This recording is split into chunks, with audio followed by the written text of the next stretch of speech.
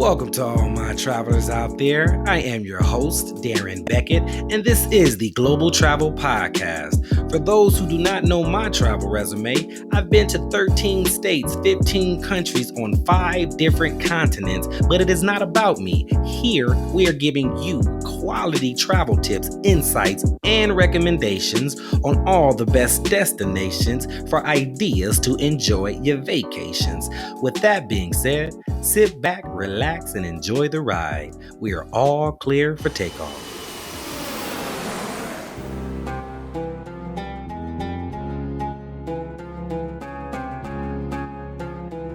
All right, ladies and gentlemen, before we reach our destination, make sure you guys hit the subscribe button, click the bell, and if you can do me a huge favor, type in the comment section below and type in the words, "I got my ticket."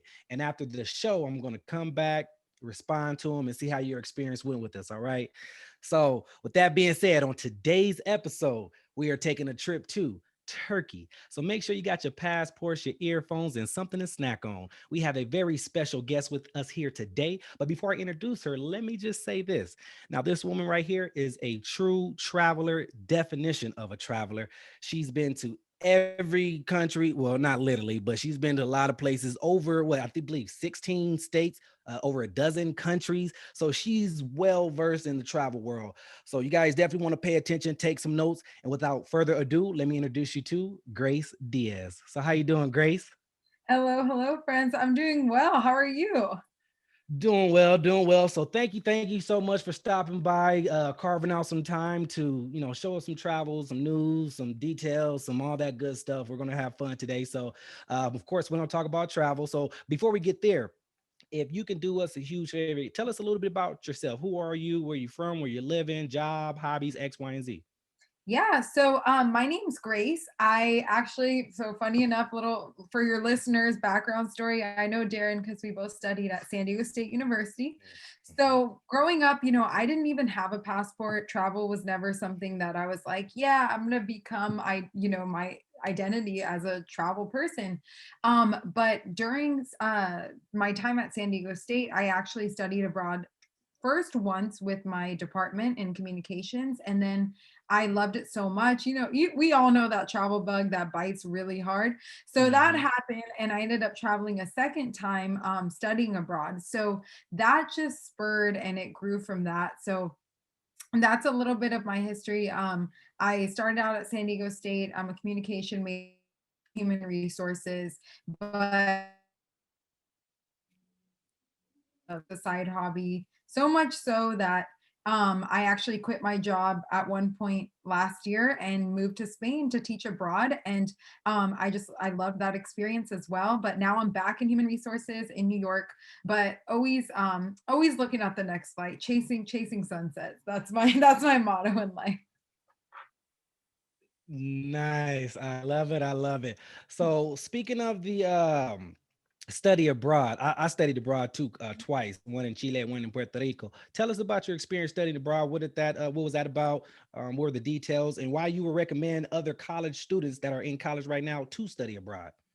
Oh my goodness. I can go on a tangent on this one, but I would say, originally when you think of study abroad, you think, oh, it's too expensive. It's not for me. But I would just encourage anyone listening to this to just do some research on it.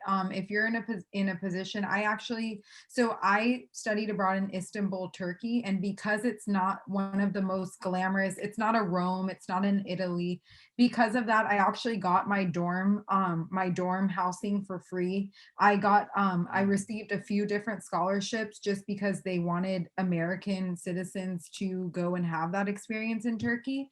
And I Mhm. would say that I actually am so thankful looking back that I did do a less beaten path country, just Mhm. because I got such a different experience. I mean, Turkey is, we'll go into it later, but it's a beautiful place. And I think that it's always amazing to go into these countries you don't hear about as often, and to gain a perspective based on your own experiences versus what the media is telling you, or what's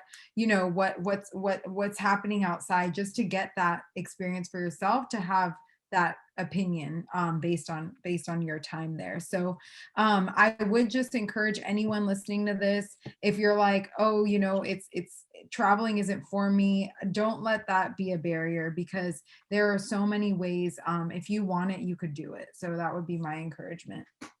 Agreed 100%. Well said. So before we head on to Turkey, let's take a couple stops into the United States. So you're originally, you said, from California, of course. So we know, a lot about California. But you recently moved to, you was in New York for a little bit, right? So tell us Correct. about, I mean, I know a lot of folks know about New York, but tell us some your perspective, your view on New York. What you like about it? What do you recommend? X, Y, and Z. Yeah, New York is definitely for someone like I said, I'm from the West Coast. I grew up born and raised in LA. So going to New York right after college to start working for a corporate environment was like, if that wasn't already a lot, New York is a different level. Like, you grow some thick skin. I was describing it as I became the rose that grew from concrete, because it will teach you. You really become independent.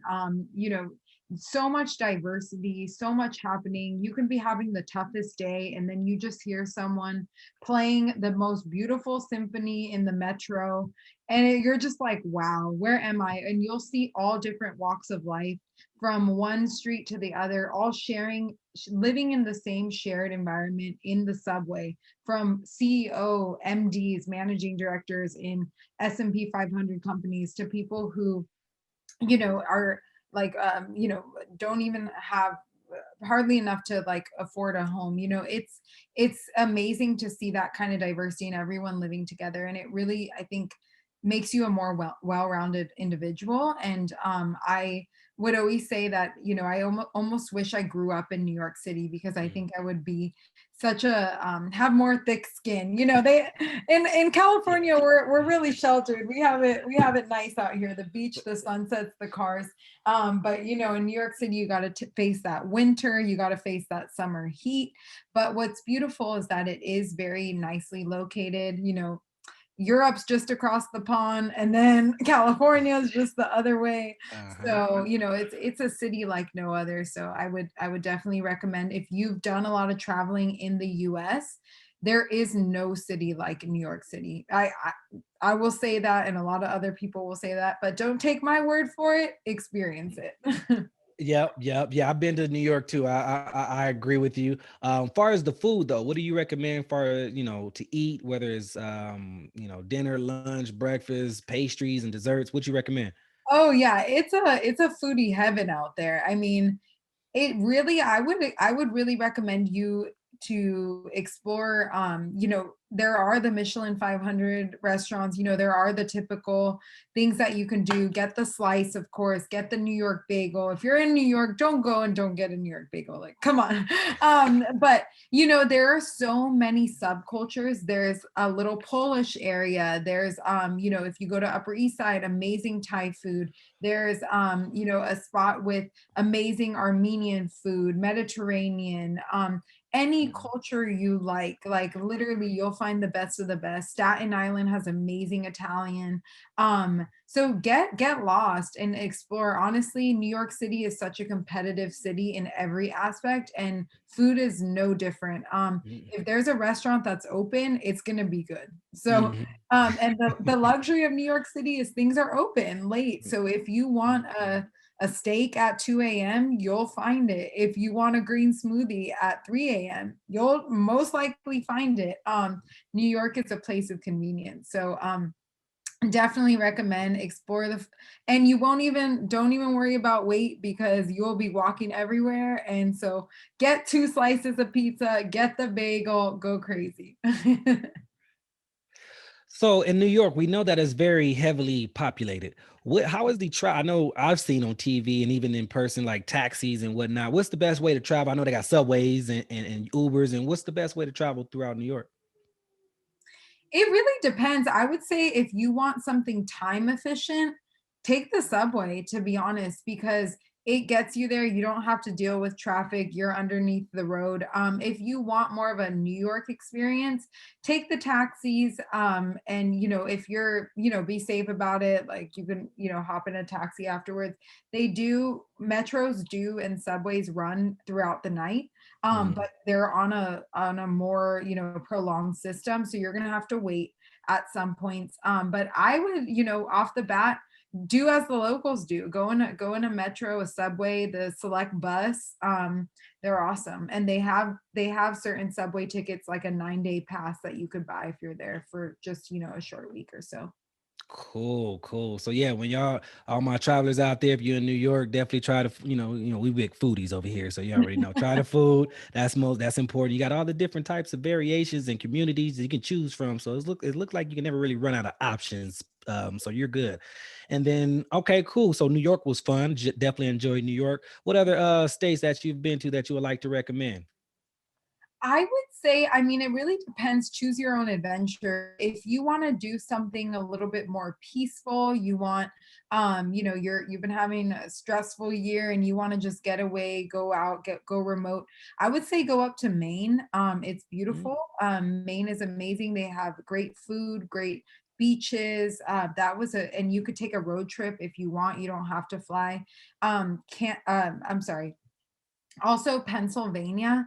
To me, honestly, that was different. I went through a like a Puritan kind of little area, little Mhm. community there. And coming, I think when you grow up in a place, say like an urban city like New York or LA, it's really amazing to see different places, smaller towns, Kentucky, Louisiana, and just experience life and step outside of your comfort zone, put yourselves in shoes. It makes you a more well-rounded individual, more empathetic. You get that like small town, small community feel. And I think it taught me a lot more than had I gone to just another place like California or going to, another urban city. To experience that type of, small town, everyone knows each other. People ask you in the grocery, how are you? And they really want to know. Your neighbors know your name. I'm like, Yeah. what is this? Coming from New York and LA. So Mhm. I would say to look at those little cities, out there, and see what you might be surprised. There's some hidden gems in the US, that's for sure. Right, and I know, well, I don't know, but I'm assuming they are pretty close. New York, you could just drive to Philly, or you could just drive to Maine, or how far is that drive? How long is that drive? About. Yeah, Maine, I did in a 2-day trip, so I went up, I drove, I think, like 8 hours, but I would say Mhm, it's about, like, 8 hours or so up mhm, north. And then Philly is super close. I did a mega bus to Philly, mm, just to try their Philly cheesesteak. I did a turnaround trip. I went up to Philly. Travel tip. If you're going to Philly, I am not sponsored by this Philly cheese steak, but don't go to Geno's. Geno's is like the touristy one that everyone goes to. I didn't find this out till later. There's one across the mhm. street. That's what you go to. Also, hit up Sabrina's if you're in Philly. Philly is like a foodie land. There's amazing things to see, and a lot of culture, especially from the US, a lot of culture and history there. So yeah, Yeah. I went off road on that one, but Go wherever you please. No all right, worries. No, we're you're good. going. Philly, I want to go see. There's different places I want to try their food specifically, like Chicago, their deep dish pizza. I want to go to Of course. Philly to try their Philly cheesesteak sandwich. Now, is it overrated, or is it really as good as they say it is? I mean, I don't want your listeners to get upset at me, but I will say I'm gonna be fully transparent. That's what I agreed to. I will say, Please. I for me, it wasn't everything. I actually preferred the challah French toast at Sabrina's is amazing, and I would go to Philly Mhm, just for that. But mhm, I think that you got to do it. It's like one of those checklist items. Like you just have to. mhm. Hmm. What are some of the things to do, far as like to go see? Isn't like the Rocky? Isn't Rocky like the stairs he Yeah, climbed in the the movie or Rocky, something the like that? stairs, when, at one point, if things ever do open up, there's a lot of sporting there, Mm. baseball, football. There's a little town, town center that you can stroll through. I would recommend to visit in the fall. It's very gorgeous to see all the foliage, the fall foliage. That's what makes the East Coast amazing. They have seasons, so take advantage of that. Mhm. Yeah, for us folks out here in the West Coast, especially Cali, we don't really, especially Southern California, we Oh, don't yeah. really get the four seasons. So it's always good to go somewhere where they do have it. And I was just talking to somebody recently about the snow. I love the snow, but I never lived in it, so I don't love it from the perspective of living in it. I only love it Right. from the perspective of visiting it. So I hear that we're not missing nothing. We're not missing out on anything when it comes to living in snow. So I'm not really tripping on that. So that's good. But yeah, East Coast, New York, Maine, and all, they get the four seasons. When it's hot, it's hot. When it's cold. And then fall is beautiful. So definitely like that. But and now what about some of the what before we get what type of traveler are you? Are you a solo traveler? Do you like the beaches and tropical? Are you a hiker, nature? What type of traveler are you? I think I'm a chameleon traveler is how I would describe it because I just adapt. I adapt to my situation. So if I'm a solo traveler, I love it. If I'm with someone, I love it. If I love meeting people. I find that solo traveling is amazing. I think it's important to do some solo trips, but for an extended period, it is nice we're human beings, we're created to, connect with others and be interactive. So I've found that I do like, whether that's going on a tour with a group of strangers and meeting people, or whether that's, meeting up with a friend who lives there or something. I do prefer that versus like just totally being on my own. But everyone, you learn by having these experiences. So I didn't know my first trip outside of the country. I wasn't like, I'm a solo traveler or something. You adapt and you find it. And I think that I've been in a lot of different, I've been in from hostels to, the five-star hotels, and it's just all about just different experiences. What do you want from the experience? And then catering your agenda or, itinerary to that. Well said. Be flexible. Be open minded. Be a chameleon. Be flexible. Don't have too strict um, expectations. Just go with the flow. Go with the flow. And Yeah. then, I think far that as deserves, if anything, like that deserves a pause. Just repeat that. Be open, stay flexible, stay open and transparent because expectations can kill you. Just be open, stay curious. That would Mhm. literally, I'm gonna come back to that a bunch of times with traveling. Exactly. Like I said, travelers know about that. It's just one of the things that comes with the territory that you learn. And then, far as like you've been to a lot of places, do you have any travel hacks or travel secrets of your own that you can share with us? Travel hacks or travel secrets. I think one thing that's worked for me recently with just every, trip that you do is kind of in line with that stay open, stay flexible. Make a little bit of an itinerary beforehand, like have your spots, like fail to plan, plan to fail, like be smart about it, Mhm. have your kind of idea of what to do, but be willing to like change that. So kind of have that as a compass, but you don't need to like be married to that agenda. You don't need to be married to that itinerary. You could swap things, but kind of just do a little bit of planning cuz I'm a person that will literally show up and like, okay, here we go. And that's great. Like sometimes that works, but I found like when I travel to different countries, like when I went to Cuba or when I went to Egypt or countries that you need to do a little bit more preparation for, you could miss out on some of the tours that say you wanted to go to because you didn't do a little bit of planning ahead. So that would be one source of advice I've heard about. There's also, yeah, I think that would be my main one. I'll let Mhm. your other guest speakers talk more about the other hacks. Yeah, indeed, indeed. So, I think we had a good time in the United States, so we're gonna start making our way internationally now. So before we get to Turkey, what countries? Oh, you let me know. You the co-pilot. You let me know what country you want to go to next. What you want to talk about? Wow. Oh my gosh, there's so many. In my head right now, the two that are standing out are Poland and Israel. But I'm gonna go to Poland on this one. Let's take flight. Coming up, let's go. Let's do it. I would I bring up Poland because similar to what I mentioned earlier in the podcast when I was saying, to go into these countries, be willing to give these countries that don't necessarily have the reputation or as notoriously known as other European destinations, give them a shot, because what I experienced in Turkey was the warmest culture, amazing food, um incredible history. Speaking of, visiting Auschwitz and with the Holocaust and everything around that, I was blown away by Poland. I was only there for a weekend, mind you, but I would definitely visit again, without a doubt. And I say that because I think that, in our culture of, you see things on Instagram and you see, Mhm. certain countries being highlighted, just to really, really, be mindful about, take a trip there.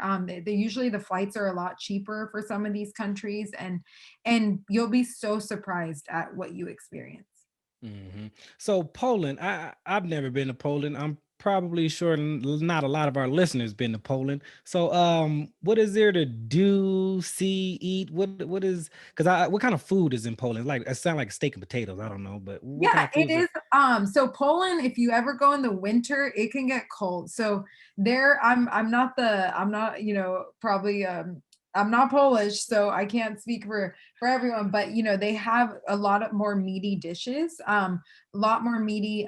One thing that they're famous for is pierogi, which is almost like a potato dumpling. So for all my Mhm. dumpling lovers, definitely try pierogi. They have amazing, baked goods and little treats and stuff that they do. So it's a very like hearty culture. And for the drinkers out there, if you I literally there was a bottle, they were at a pub I went to selling like bottles of liquor, of vodka, for nine equivalent to $9. So Mm. people in Europe, they associate Poland, a lot of times they call them stag parties, which are our equivalent to bachelor parties. So a lot of times they host them in Poland because it is, known to be more of like a fun, culture with a lot of and the alcohol, everything is cheap there. Like let's just be honest.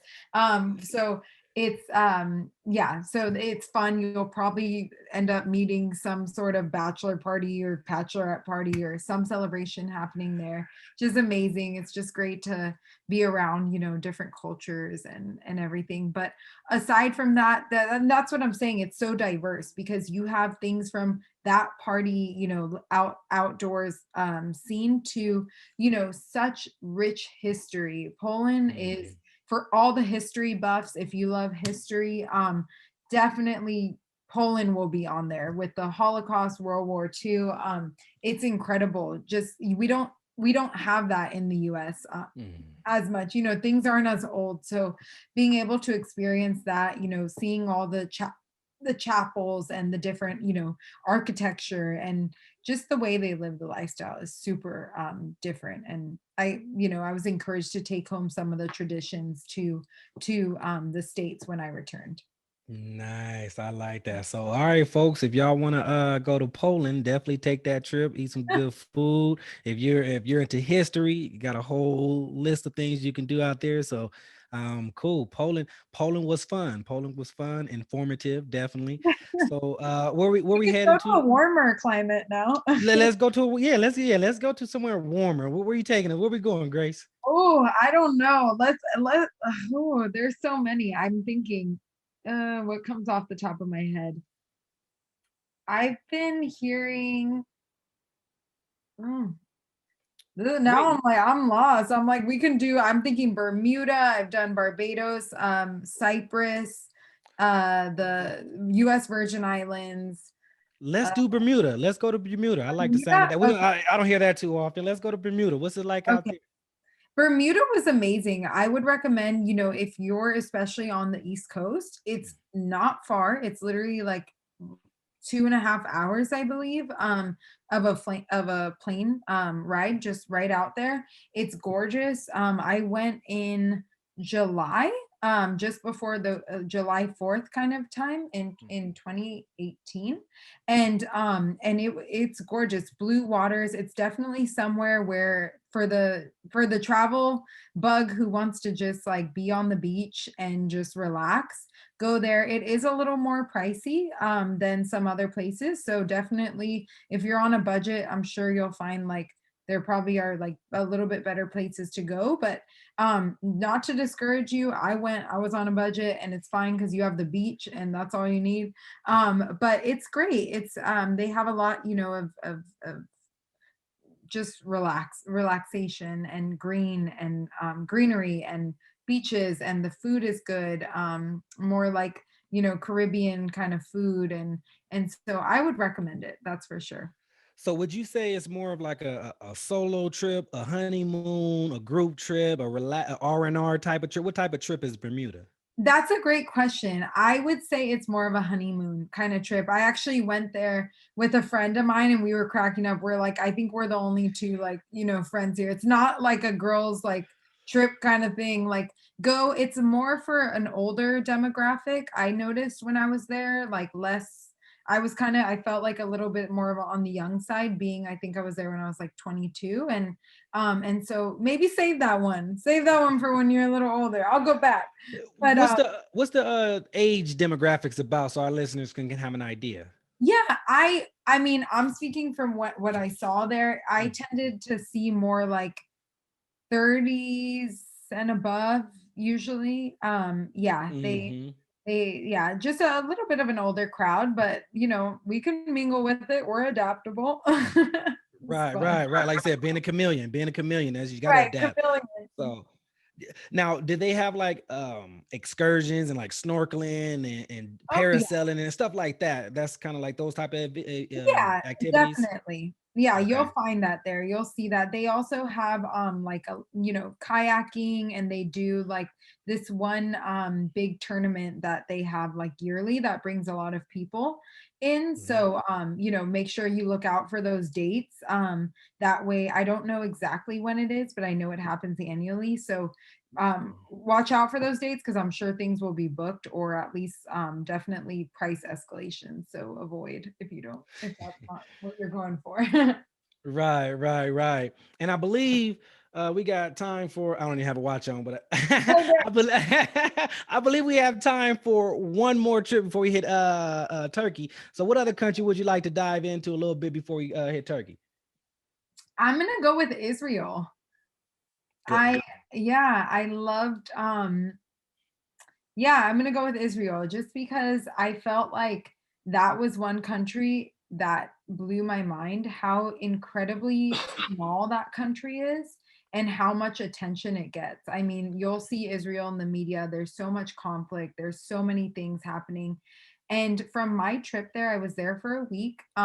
It was actually and that's why I say if you're in college, dig out these resources because I went for free on that trip, round trip through a group called AJC, which Mm-mm. basically sponsors California leaders to go experience Israel. And so I applied for that trip and I got it, myself as well as another person from San Diego State University. And so these resources are out there. And so I was there for a week, but I would say that when you see Israel on the media in the newspaper, there's just you see it as a place of conflict, as a place of, a lot happening there. And when I visited there, I was so blown away at how similar Tel Aviv was to San Diego. I mean, palm trees, beach, food, the people, a big LGBTQ plus community. It was just so diverse, and you don't think that when you think Israel. And so of course, more conservative when you go to Jerusalem or different areas, Bethlehem, but just so much incredible history there, and so much love and peace. And I would recommend just going there, just because you realize how much the media sometimes exacerbates things. And so I was just blown away, and I will definitely go back there. Amazing tours, incredible food. If you like Mediterranean food, like Israel, now I know why their faces are always glowing and they're so healthy looking. It's because of their diet. Just America, we Philly cheesesteaks, I don't know, they're amazing, but like we need to get it together. But amazing culture. Yeah, we don't go for health, we go for taste. That's kind of Right. Yeah. And what quantity. Quantity. quantity. Yeah, yeah, definitely. You said a word and I exacerbate. I don't know if I said that right. What is Yeah. that? Define that. That's actually a personal question for me. What is exacerbate? I almost looked it up as Yeah, well. like we blow things up. So we tend to, what I see, a lot of times the news, sometimes it's not to say that it's not happening, but it would dissuade me if I was from the US reading something. I wouldn't be like, I want to go to Israel after seeing, what the news is like saying about it. And I think you miss out on a lot of like the amazingness of it. So don't let that hold you back, what you're reading on the newspaper. Of course, be smart about things. Of course, be careful and be safe. But I would say go and have your own experience. Don't let what the media, what the news is saying, like blow things up out of proportion or exacerbate, what's going on. Well said. And I know a lot of times folks we like to go on TripAdvisor or Yelp and get all these reviews, but you got to understand those reviews, it depends on the situation. But sometimes folks just want to be heard when they had a bad time and they just want to just blast a business or something. So, and then you got those who may what's the word exacerbate is I don't even know if I said it. I just learned a new word today, so I'm trying to use it. So yeah, yeah, so that may happen. So you want to get your own experience and not just because one person may like a movie and they tell you go watch that movie and you like, wait a minute, what did they like about this movie? So it's the same thing. You go to a restaurant, some folks may love a restaurant, you like this is nasty. So Right. get your own experience and go with that. Okay. Yeah. So I it will was say too, just before taking flight overseas again, but that exact experience happened when I visited Cuba. I have tons of friends who have visited Cuba, and they had an amazing time getting outside of the city, outside of the um outside of Havana, Veradero, going to more of the outskirts places. mhm. Me, I did not have the most incredible time. I ran out of money, and that was my own fault. I take full responsibility. But it was a lot happening during that trip. But I will say that it have your own experience, like exactly like you're saying, one review versus another. But of course, take the reviews into consideration, but everything with a grain of salt. Go with your gut. Bingo, bingo. Well said. So it looks like, okay, so we hit a few states in the United States, we hit a couple countries. So now it looks like we are officially in Turkey. So welcome, welcome, welcome. We are finally in Turkey. Get your bags, get out, stretch your legs. We ready to go. So now that we in Turkey, Grace, what do you recommend us? What do we do? What do we see? What's first? Wow, that is such a loaded question. So just to take a step back, Turkey.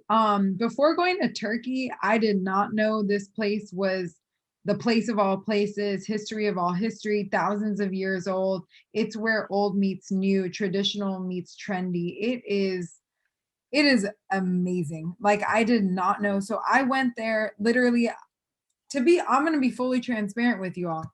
Please. I went there studying abroad because the dorming house, like I got a scholarship, the housing was free. I was like, okay, I'm gonna go. When I got there to the airport, I heard these bells going off, and I'm like, what is happening? Like, it was my first trip to more of a Middle Eastern country, and I'm like, what's going on? Prayer bells. It's a Muslim country. So Hmm. prayer bells going off. I see all these men on the corner, with praying, and I'm like, what is going on? And so culture shock to the say the least, but it is amazing. I will literally just say I was in Istanbul during my time there. I was studying abroad. I was a college student, and I would say definitely try to visit during the fall. If you're in Istanbul, that's more of the city center, more of a urban kind of place. That's their city, essentially, but it has all of the iconic landmarks. The Hagia Sophia, which is about 1500 years old. They have, you'll experience the cat culture, the grand bazaars, the blue mosque, you can, the Bosphorus River. It's a beautiful scenery, and you'll see all of the temples on the backdrop. Take a quick boat ride to Asia, if you want. It can to Katakoi, which is considered Asia. So I always tell people, fun fact about me, I've been to Europe, Asia, and back to Europe in one day, because technically that's what you do. Europe, Istanbul is in Europe, Katakoi is in Asia. It's like a little bit of a boat ride. Then you can go back and forth. It's fun. And so experience that.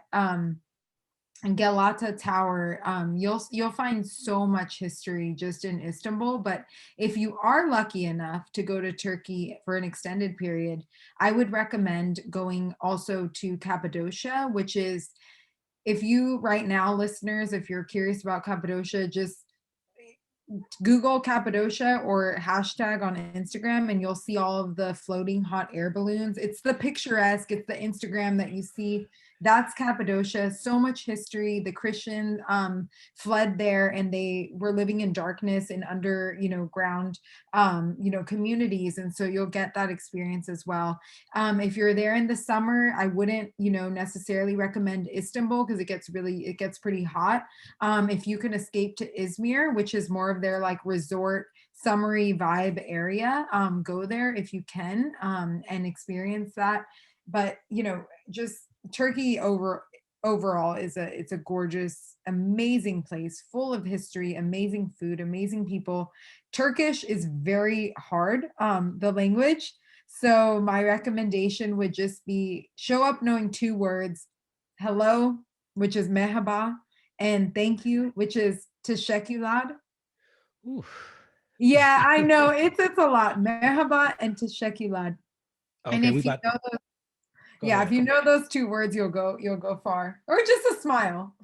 Let's try. Okay, so we all right, letters. We about to learn. What is it? Turkish? Is that it? Yep. So okay, all right. Hello. So let's do that one time. Hello. How we do? Hello. How you do that? Hello, merhaba. Mehaba. Yep. Mehaba. And Yep. then how do you say thank you? Teşekkürler. God damn. Uh Teşekkürler. See, all right. See, I'm a visual learner, so I'm gonna Right, think I'm gonna have to write that one out for myself. Yeah, that was a right. little that's a little difficult. But yeah, that's cool. I'm glad that you still remember this. How long ago were you in Turkey? I was there in 2016, so it's been a minute. But you know what's Hmm. interesting is it's very Turkish well, I don't want to offend anyone, but Turkish, some words are very similar to Arabic. So in Turkey, hello is merhaba, and in Arabic, hello is mahaba. So very similar. So you're Okay. learning two languages today. Listen. Ooh, that's what I'm talking. Rosetta Stone. Let's get it going. All right. So how long was that? I'm assuming you flew from LAX or San Diego. How long was the flight to get there? It was pretty long. I think it was 12 hours. I mean, it was long. Let's just say Hmm. that. Yeah, but worth Did it. you have a layover? Or was it straight through? I did not. I did a direct flight there. Oh, Yep, with Turkish nice. Airlines. Mhm. Turkish Air. How do you? Yep. I've never been on Turkish. How's the airlines? Let's talk about the airlines. How's It's customer Yep, service? All let's that? talk about it. I feel like airlines give you a taste of what you're going to experience beforehand, because even from the way it's funny going to these different it's funny going, I think we lost track for a second. Oh, yep. We back. We're back. Okay. It's funny going to different places. I remember going to Turkey and seeing the flight attendants, and they're, all, super in their gear, like ready to go. And then you go to a Korean country, they're ready to go. It's very representative of what you're about to experience. But I had a great experience. The food on the plane was good. Yeah, so shout out to the food. Shout out Turkish Airlines. You could Yeah. sponsor me after this if you want. Right, right. And what about cuz I know I'm like when it comes to airlines and traveling internationally, I'm huge when it comes to food. Some of these airlines want to give you pretzels and and call it a day. Like, all right, here's your like lady, we on a 12-hour flight. You don't expect me to survive on these pretzels? I'm On the arriving, I'm gonna be in Turkey. I'm gonna be dead by the time I arrive. I'll be what's going on? I need more than that. So that's cool, and it's good. Like they had good customer service because not all airlines have the best customer service sometimes. But Yeah. Turkish Airlines seems to be like they have their things together. And then, far as the language, do they speak English? Can you find a community? Is it easy to get around with English, or do you really need to know Turkish or have someone translate for you or something? Yeah, I would say that if you're gonna be in Istanbul, you can find English. Like it's definitely, yeah, that would be fine for you. If you go into more remote areas, like I visited a small community called Tekirdağ, which is, a smaller area in Turkey, which side note is like, they have their own vodka and stuff. And so I would say, you probably won't find English there as common or easily, but you'll get by. I never had an issue with it in my Right, right. So you were studying abroad. Were you in apartments or in the dorms with other students, or how was that life studying abroad? Let's talk about studying abroad.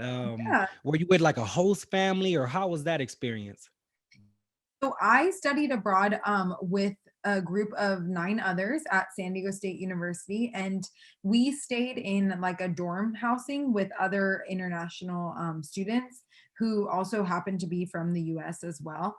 And so that was that experience. What helped me is that I'm part of, and if your listeners are interested, I'm sure there's Rotary Club. So I'm part of Rotaract, which is a global organization dedicated to community service. And so during that time I also I also made friends with a lot of the Rotaract people in Turkey, because there's different Rotary clubs throughout mostly every country in the world that you can connect with. So I would highly recommend that. But I during that experience we were in housing with other US students. And then we went to the school every day, which was like maybe 20 minutes.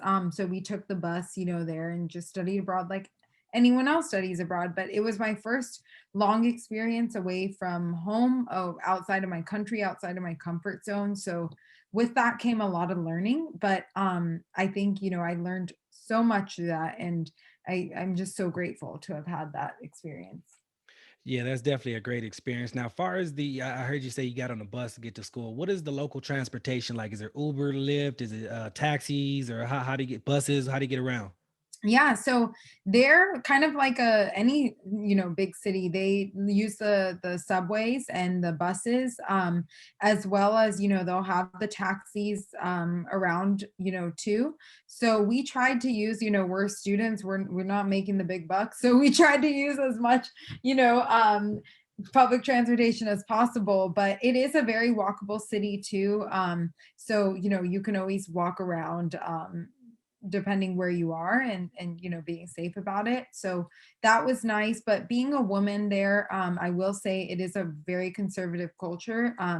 Istanbul, it is a city, so you get the new age, you get the trendy, they have the Soho beach house and all the clubs. And so it's not as traditional, but you still want to respect when you go to a different environment. Be respectful, definitely take more conservative clothing than you're used to.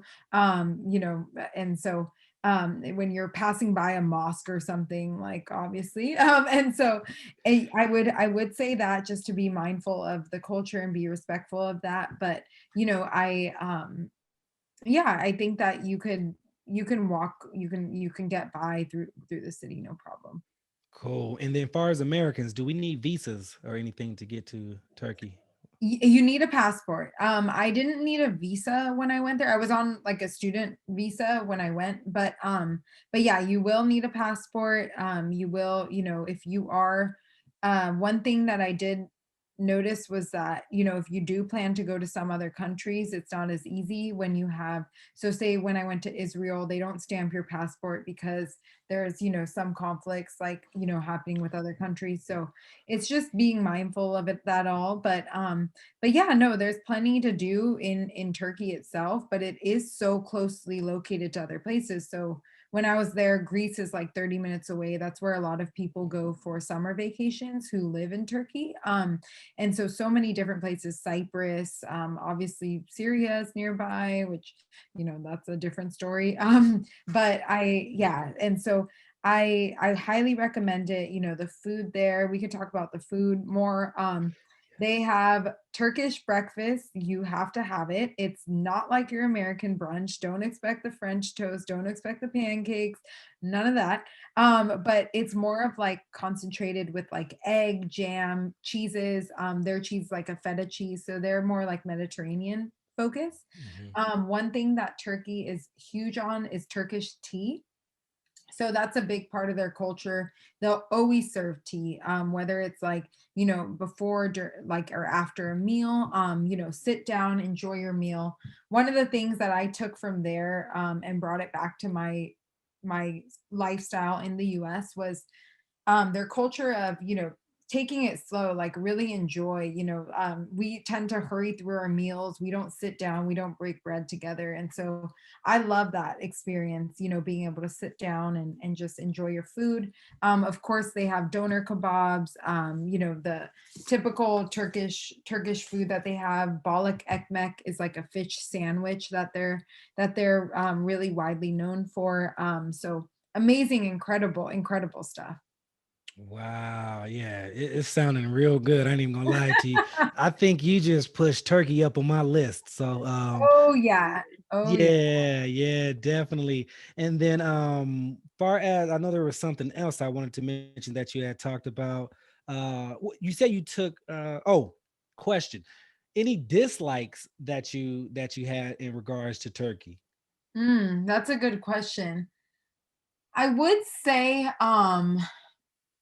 not necessarily a dislike, but something that is different is like, if you're used to a whole bunch of convenience, like if you for me coming from California, this is such a first world problem, of course, but like if you're expecting to find like different things, you know, like an avocado, for instance, out of season, like you're not going to find that. Like Right. their stuff is more, it's more like, it's more seasonal, what they have there. Mhm. I also would say, yeah, I think that would be kind of my thing, like just to be aware that like it's not America, it's not, it's a different country, but you know, and the language. Obviously, it's not fun when you don't know the language and you can't really speak as much as you want, or connect. You're able to connect in a different level, but just, be mindful of that and make the most of it. They're trying, you're trying, and so that's all good. But I would say one thing, Turkey, when I went there in specifically, there was a lot of things happening with like ISIS and with, terrorism happening. And so I would say, of course, be careful, like, do your due diligence, like know where the US embassy is, get registered on there beforehand, but don't let it dissuade you from visiting that country. Don't let, things get in the way, because it is a gorgeous place. I just had a friend of a friend whose sister was quarantining there for some time, and they had a great experience. I've had a few friends who have visited more recently, and it's a beautiful area for the history lover. It's one of the oldest countries of all time. So much incredible history there. from Christianity to, and you see all the dissects of culture coming together and just living and coexisting beautifully there. And so I would completely recommend it. And I don't even know that I'm doing it enough justice saying it. I would just say go experience it. It's so conveniently located to Greece, to different areas. So if you're near there, go there, because chances are, you're not going to be out there for long. So just make it worth it. It's a great, city, a big city. And so I would do it. Istanbul, not Constantinople. It's a song. Speaking of song music, how's the music at? What kind of, do they listen to American music? Is it all Turkish music? What kind of music did you hear when you was there? Yeah, so they had I remember specifically in my college a few times, like Hotline Bling was a big song like during that time, and I always remember it going off. But they are, big into Turkish music, but it's part of the culture, it's part of the experience. I loved it. You're out and you're, having fun outside, and it's just fun to hear the different languages. You're like, I don't know what's happening, but that's the beauty of music, is like you don't need to know as long as it has that beat and that rhythm. Make you want to move your body. Yeah, I like that. Yeah. I like that a lot. Do you know what? I like music. I'm not like a musician or nothing, but what type of instruments do you hear a lot in their music? Like, you know how I depending on would the go ahead. Yeah, I would say, so one song for your listeners, if you're interested, is Iltimaz. And it's by Golson. Golson is the name, but look up Iltimas. And it basically, it's a lot of like I don't even know that I'm gonna list the right instruments, but very upbeat, very high tempo, a lot of like uh I want to say like like chimes. I don't know. I don't know. I'm not a musician, but I will say it'll get you up. It'll get you up. Yeah. That's what matter. That's what matter. I love music, even if I don't know music. I really love Indian music. Don't know what is Okay. being said, but yeah. I don't know what it is, but I love Indian music. So I'm gonna have to test out Turkish music, see what that's like. And then knowing what you know now, everything that you know now, is there anything you wish you would have done while you was in Turkey? Oh, that's a good question. I would say if I could go back and live in Turkey a little while longer, I would have liked to have done, so during that time I was, more I was, out traveling abroad, college time. I would have loved to have done a Turkish bath. They're very well known in Turkey. They're for their Turkish baths. It's like a spa experience. Mhm. Don't be surprised if sometimes they are going to ask you to get unclothed when you go there. So it's just part of the thing, but I Mhm. would have done one. I definitely would have liked to experience that part of their culture. I think I would have just taken my time more in Turkey. I did a lot of traveling outside when I was there because I was like, I'm in Turkey. I want to explore other places while I'm there. But I would have loved to, just sit in the little cat cafes. They have cats everywhere in Turkey. It's so cute. Oh. Yeah, little cats. They're not like evil cats. They're good cats.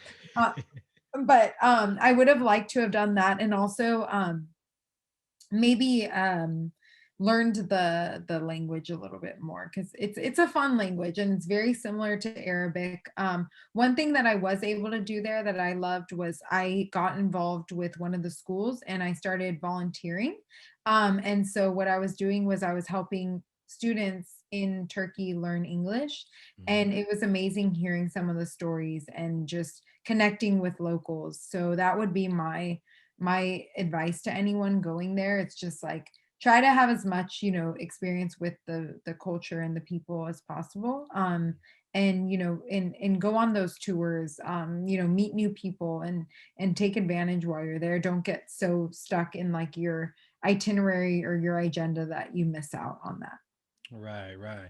And since you've been there a while, I'm sure you got some stories. What travel story do you got being in Turkey? Tell it. I think it's time for a story time. So what you got for us? Any stories? Oh my goodness.